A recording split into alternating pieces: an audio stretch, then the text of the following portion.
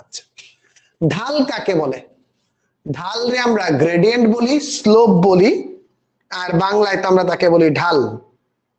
সবাই জানি আমরা কোন সরল রেখা এক্স অক্ষের ধনাত্মক দিকের সাথে যে কোণ উৎপন্ন করে, কোন সরল রেখা এক্স অক্ষের ধনাত্মক দিকের সাথে যে কোণ উৎপন্ন করে তার ট্যানজেন্টের মানকে, ঠিক আছে, ট্যানজেন্টের মানকে কি বলে? ঢাল বলে। কোন সরল রেখা এক্স অক্ষের ধনাত্মক দিকের সাথে যে কোণ উৎপন্ন করে, কোন দিকের সাথে? ধনাত্মক দিকের সাথে যে কোণ উৎপন্ন করে তার ট্যানজেন্ট বা ট্যান থিটার মানকে কি বলে? ঢাল বলে। তার ট্যান থিটার মানকে কি বলে? ঢাল বলে। চলো শুরু করি।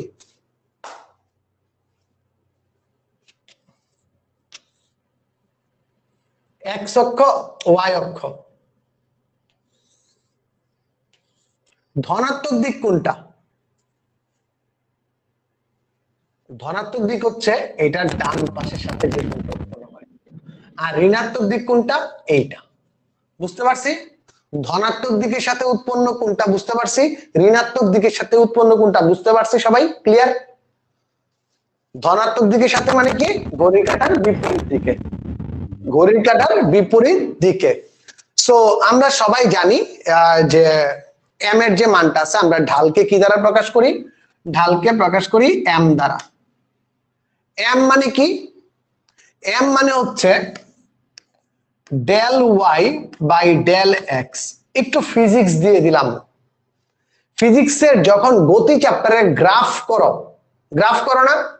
তোমাদের প্র্যাকটিক্যালেও আছে, গ্রাফ করা লাগে। গ্রাফের ভিতর গ্রাফ থেকে ঢাল বের করতে বলে না? বা গ্রাফ থেকে তোমার ব্যাগের মান বের করতে বলে না? যে ডিস্টেন্সে সময়ের সাপেক্ষে যে পরিবর্তনটা আছে এটা থেকে ব্যাগ কিভাবে আসে?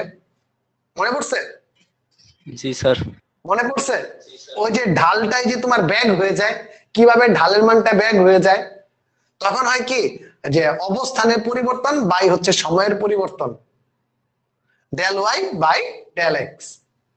ওটা সময় আর একটা অবস্থান, এটা সময়। ফিজিক্সে খুব সম্ভবত তোমরা এটা এইভাবে পড়ো, del X by del T, ঠিক না?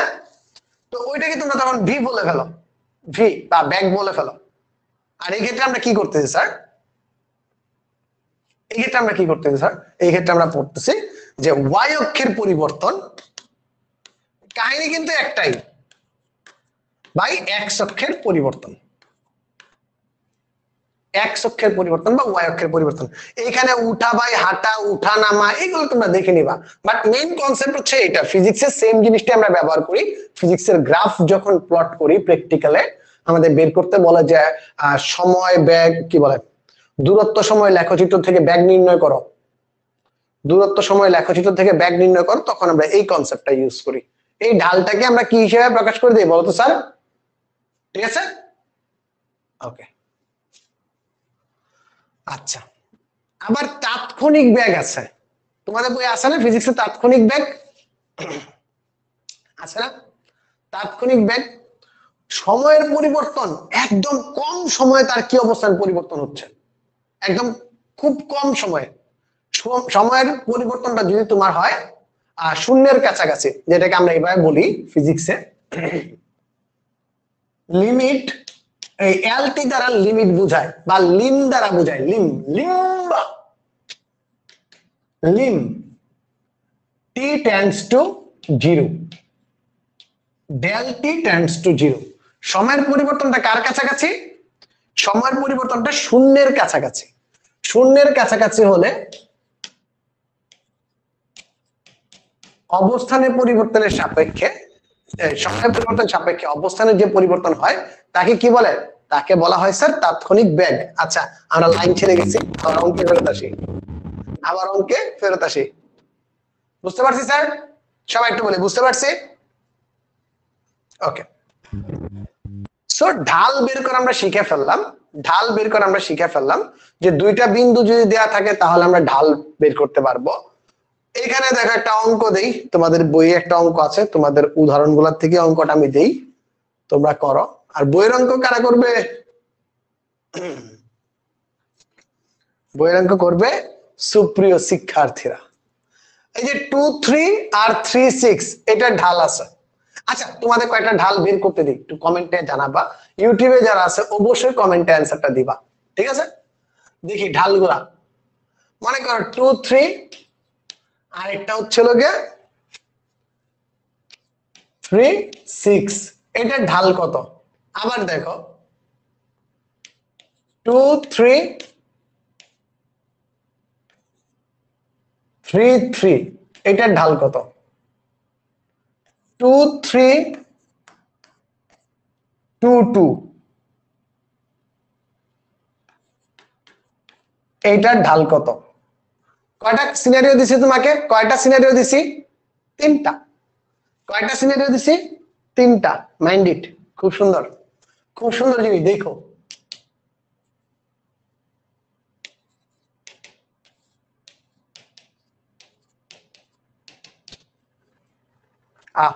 তিন।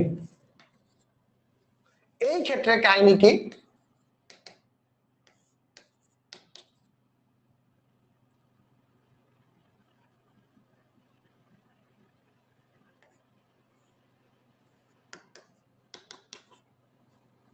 এই ক্ষেত্রে কি কাহিনী? এটা M2, এটা 1 নাম্বার প্রশ্ন। M1 2 নাম্বার প্রশ্ন। M2 3 নাম্বার প্রশ্ন। M3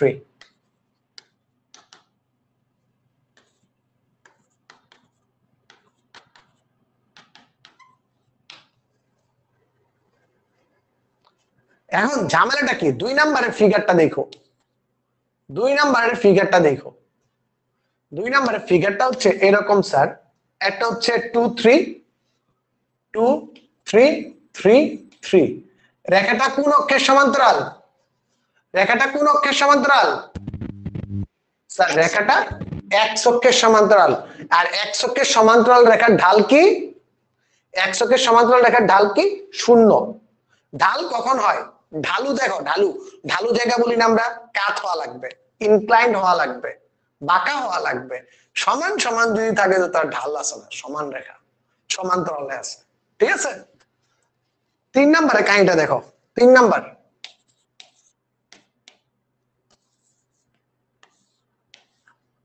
কি আছে স্যার?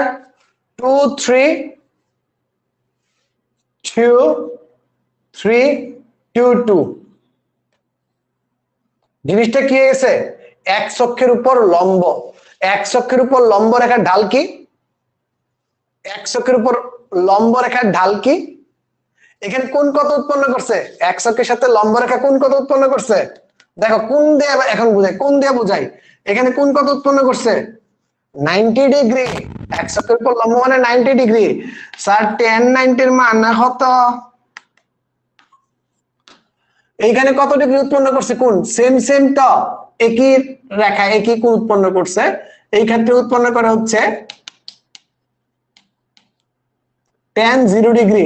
tan 0 এর মান কত? কয় ভাবে আমি এক্সপ্লেনেশন দিলাম? পয়েন্ট দিয়ে এক্সপ্লেনেশন, অ্যাঙ্গেল দিয়ে এক্সপ্লেনেশন, ডিগ্রি দিয়ে explanation. Crystal clear? Crystal clear বলো তো সবাই, বলো তো ক্রিস্টাল ক্লিয়ার কিনা? Crystal clear, sir. আচ্ছা, এখন একটা জিনিস তোমাদের, আরেকটা জিনিস একটু ভালো করে দেখাই, একটু ভালো করে দেখো। হ্যাঁ, সেটা হচ্ছে মনে করো এইখানে একটা বিন্দু আছে 2 0, এর ঢাল কত? এর ঢাল কত?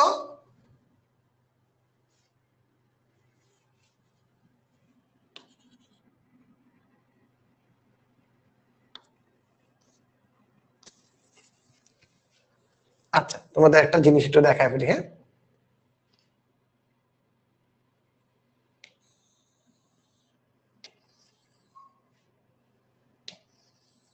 এই একটা রেখা আছে, ঠিক আছে?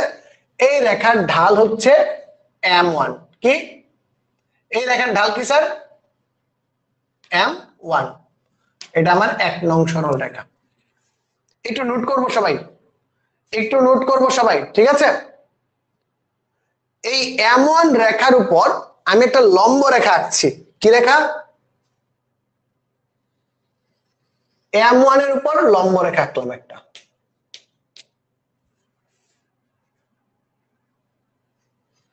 কেউ একটু ধরে নাও এইখানে উৎপন্ন কোণ হচ্ছে থিটা, এটা হচ্ছে আমার 2 নাম্বার রেখা M2। M1 মানে কি tan থিটা, M2 মানে কি কে বলতে পারবা? M2 মানে কি এনিওয়ান? M2 মানে কি? এইখানে আমি যদি রেখাটাকে একটু এক্সটেন্ডেড করি, একটু বাড়াইলাম রেখাটাকে, তাহলে এখানে কত ডিগ্রি কোণ উৎপন্ন হইতেছে কেউ বলতে পারবা? থিটা প্লাস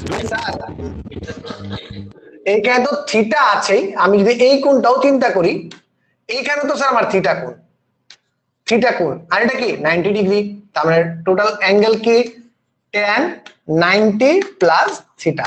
এই জিনিসটা সবাই বুঝতে পারছি? আমি এই অ্যাঙ্গেলটারই এইখান থেকে অ্যাঙ্গেলটার বড় করেও যদি নামাই, তারপরও দেখো এইখানে যে থিটা, এইখানেও সে থিটাই থাকবে, থিটা প্লাস 90। ঠিক আছে? আচ্ছা, এখন একটা জিনিস দেখো, খেলা দেখো, M1 ইন্টু M2 তোমাদের বইয়ে নাই, কিন্তু বারবার প্রশ্ন আসে। বইয়ে নাই বিষয়টা, তারপরও বারবার প্রশ্নটা আসে। বারবার বলতে ক্যাডেট স্কুলগুলোতে, কলেজগুলোতে আসে, তারপর হচ্ছে তোমার রাজশাহী বোর্ডে খুব সম্ভবত একবার আসছিল।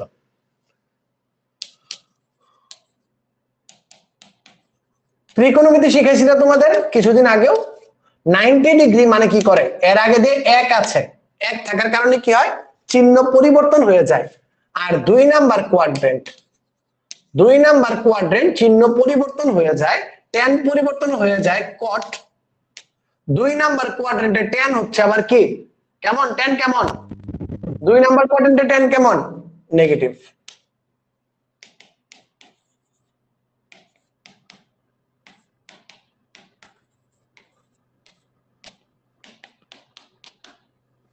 তার মানে কি, মোরাল অফ দ্য স্টোরি কি,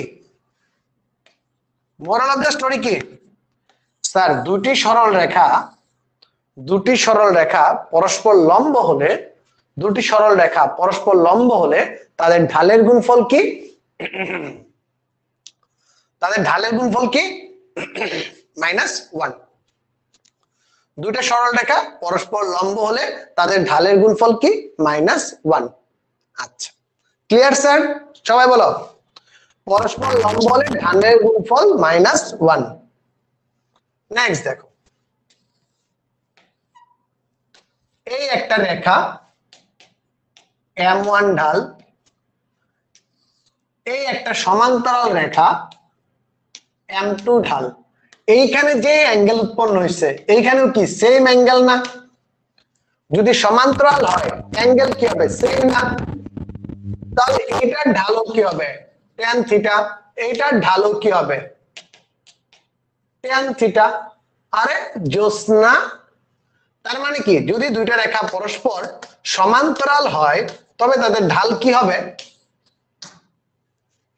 তবে তাদের ঢাল স্যার সমান হয়ে যাবে। যদি দুটি রেখা পরস্পর সমান্তরাল হয় তবে তাদের ঢাল কি হয়ে যাবে, সমান হয়ে যাবে। বুঝতে পারছেন স্যার? ক্লিয়ার কিনা বলো? Clear, sir. ওকে, এই ক্লিয়ার থেকে চলো আমরা এখন একটু বইয়ের অঙ্কগুলো দেখি কি কি প্রশ্ন আসে। ঢাল নির্ণয় করো, এই যে দেখো এইখানে 259 পাতা খুলো, ঠিক আছে? 259 পাতা খুলছো? লক্ষ্য করি সেকশনটা মার্ক করো। x1 = x2 হয়ে গেলে y অক্ষের সমান্তরাল হয়, অর্থাৎ x অক্ষের লম্ব হয়, এরকম লম্ব রেখা বরাবর বা খাড়া রেখা বরাবর হাঁটা সম্ভব না। মানে তুমি হেঁটে যাইতে পারো না, তাই ঢাল নির্ণয় করাও সম্ভব না, যেটাকে আমরা অসংজ্ঞায়িত বা অসীম দ্বারা বুঝাচ্ছি। বুঝতে পারছি স্যার? বুঝতে পারছি? আচ্ছা, জি স্যার। আর যদি থিটা, আমি কিছুক্ষণ আগে বললাম, যদি tan 2 নাম্বার চতুর্ভাগে হয়, 2 নাম্বার চতুর্ভাগে যদি হয়, তাহলে tan কেমন, tan কেমন Negative. ঋণাত্মক না নেগেটিভ। তাহলে দেখো যদি থিটা লেস দেন 90 ডিগ্রি হয় তবে কি হবে, কোনটা কেমন হবে স্যার, সূক্ষ্ম কোণ থাকবে। আর যদি থিটা গ্রেটার দেন 90 ডিগ্রি হয় তাহলে কি হয়ে যাবে, স্থূল কোণ। সূক্ষ্ম কোণের জন্য আমার এম এর মান কি হবে, স্থূল কোণের জন্য আমার এম এর মান কি হবে, বুঝছি না বুঝি নাই স্যার, একটু ঝটপট বলি। অ্যান্টারা বুঝছি। অ্যান্টারা বলো, অ্যান্টারা হ্যান্ড রেজ করছো, বলো। হ্যান্ড রাইজ হয়ে গিয়েছে। আচ্ছা আচ্ছা, বুঝতেছো তো? Yes sir. Okay sir. So দেখো এই যে এখানে ঢালের মান নেগেটিভ আসছে আমাদের অঙ্কে, উদাহরণ 17তে আমরা কাজ করে দেখলাম আমাদের ঢালটা কি নেগেটিভ চলে আসছে। তার মানে যদি তোমাকে প্রশ্ন করে কেমন কোণ উৎপন্ন হয় তুমি কি বলবা, কেমন কোণ উৎপন্ন হয় তুমি কি বলবা, স্থূল স্থূল কোণ। কোণ উৎপন্ন হয়েছে। এক ছকের ধনাত্মক দিকের সাথে স্থূল কোণ উৎপন্ন হয়েছে, এক ছকের ধনাত্মক দিকের সাথে স্থূল কোণ উৎপন্ন হয়েছে। দেখি কে পারে, কে পারে, কে পারে।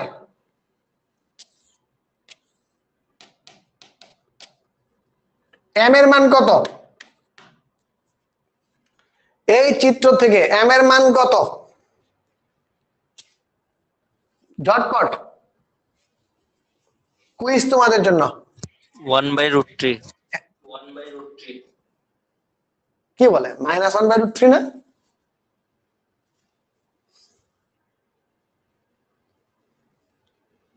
না স্যার, -1/√3 ধনাত্মক। অ্যাঙ্গেলটা আমার দেয়া আছে, অ্যাঙ্গেলটা আমার দেয়া আছে ঋণাত্মক দিকের সাথে, আর আমার কোণ বের করতে হয় ধনাত্মক দিকের সাথে। এই দিকে 150 ডিগ্রি, তার মানে মামুর বেটা এই দিকে আছে 30 ডিগ্রি, অর্থাৎ উত্তর হচ্ছে tan 30। tan 30 মান হচ্ছে 1/√3। বুঝা গেল? নেক্সট, সমরেখা হইলে কি হয় স্যার? আচ্ছা আরেকটা জিনিস দেখো, সমরেখার ক্ষেত্রে কয়টা ঢাল সমান, আবার কি বলছি, সরি, দুইটা বাহুর যোগফল তৃতীয় বাহুর সমান বলছি, ক্ষেত্রফল শূন্য বলছি। আরেকটা দেখো, আরেকটা হচ্ছে স্যার ঢাল সমান হলে সমরেখা হইতে পারে কেমনে, কেউ বলতে পারবা কেমনে?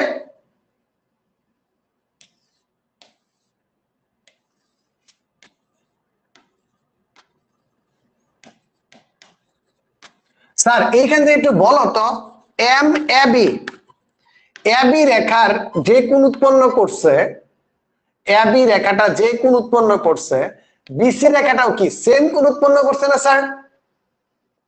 বিসি রেখাটাও কি সেম কোণ উৎপন্ন করছে না?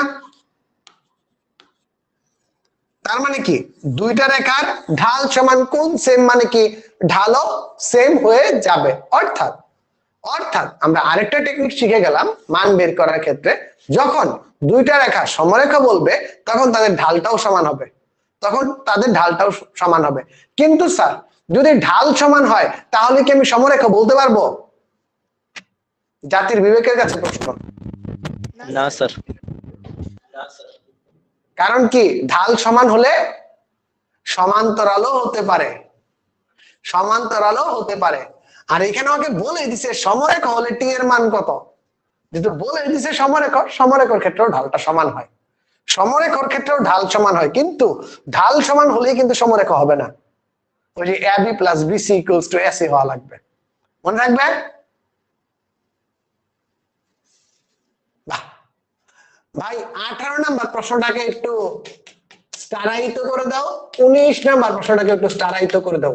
এরকম টি মার্কা প্রশ্নগুলা পরীক্ষাতে বিরাট আসে, বুঝছি, এরকম টি মার্কা প্রশ্ন পরীক্ষাতে সবচেয়ে বেশি ফেভারিট থাকে, টি মার্কা প্রশ্ন, এইখানে টি ওইখানে টি এইনে টি ওইনে টি, কি বয় আই টি টি টি টি, মনে থাকবে টি মার্কা প্রশ্ন।